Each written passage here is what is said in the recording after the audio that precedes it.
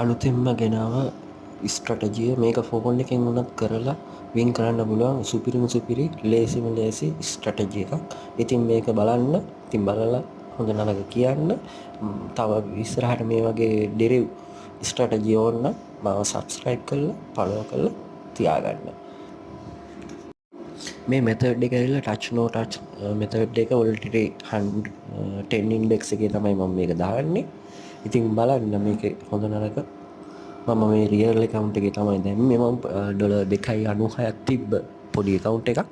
ඉතින් මම ඒක අප් කරගන්න 3.40 ගානකට වගේ විනාඩි 5ක්වත් ගියේ නෑ. ඉතින් මේ වගේ ස්ට්‍රැටජි ඉස්සරහට දැන් ඔයාලට බලා ගන්න පුළුවන්. දිගටම channel එකත් එක්ක රැඳී